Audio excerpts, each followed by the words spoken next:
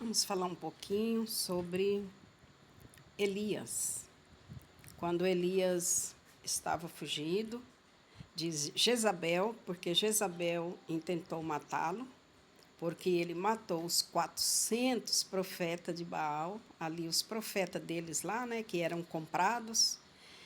E, e Elias fugiu com medo de morrer, porque Jezabel queria matá-lo. E o Senhor teve um encontro com Elias numa caverna.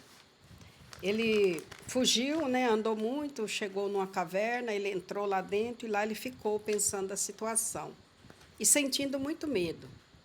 E nós, às vezes, neste mundo, nós sentimos medo. Não sei se você já teve situações que você sentiu medo, mas às vezes a gente sente medo. Quando a gente vê a história aqui de Elias, a gente fala, mas por que Elias sentiu medo se ele já tinha vencido 400 profetas? Tinha matado 400 profetas. Depois de ter feito algo tão maravilhoso, o Senhor respondeu à oração dele naquele holocausto que eles fizeram no sacrifício. E ele ainda sentiu medo, porque alguém queria matá-lo, né? Que era Jezabel, a esposa de Acabe. E ele fugindo, ele escondeu em uma caverna, e lá nessa caverna ele ficou ali um pouco, e Deus, como vê todas as coisas, o Senhor chegou até ele, chegou ali naquela caverna e disse: "O que fazes aqui, Elias?" Aí Elias contou, né, que ele estava ali fugindo, porque ele tinha sido fiel ao Senhor até aquele dia. E, e ele estava ali correndo para salvar a vida dele. Ele estava escondido, mas para salvar a vida dele. E ele falou que só tinha sobrado ele de profeta, que tinham matado todos os profetas, espada, que só tinha ele ali vivo. E ainda queriam matar ele. E Deus ali, isso está registrado em 1 Reis 19, a partir do versículo 8. Está registrada essa história de Elias, essa parte, né? E Elias, sentindo muito medo, e o Senhor chega e fala: "O que fazes aqui, Elias?" Quando ele disse o que fazem aqui, é porque o Senhor estava ali com Elias. Porque senão o Senhor ia dizer: "O que fazes aí, Elias, nesse lugar?" Mas ele disse: "O que você está fazendo aqui, Elias?" E ele citou que estava escondendo para salvar a vida dele. Aí o Senhor disse que ele ainda tinha muito o que fazer. Você tem muito ainda, você tem um longo caminho, Elias. Seu caminho não termina aqui, não.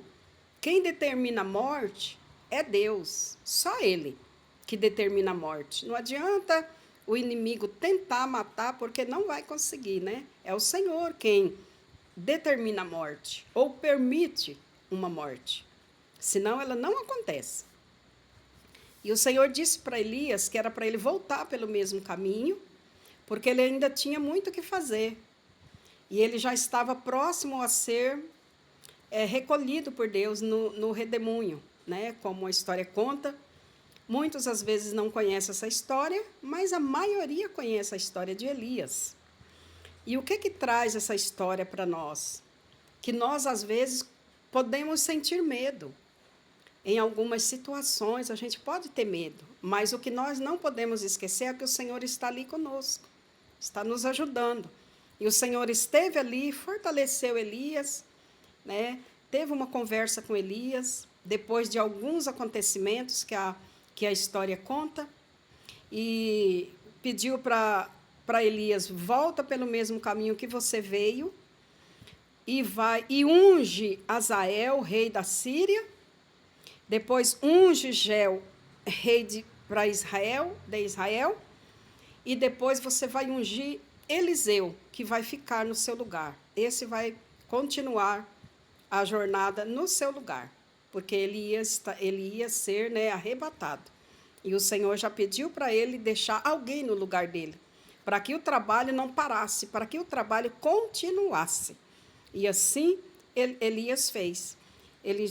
Ele ungiu Ageu, ungiu a Azael e depois fez o convite para o profeta Elias, né, que é uma história muito bonita também, né, como Elias foi chamado, estava trabalhando, ele não estava assim se divertindo, parado, mas ele estava trabalhando na terra do seu pai, né, e Elias passou, convidou, e ele foi. E aquilo foi, e por ali Elias começou a sua jornada. É uma jornada, é uma história muito linda, muito maravilhosa, mas Elias achando que ele já ia parar, tinha parado, Deus disse, não, você não vai parar.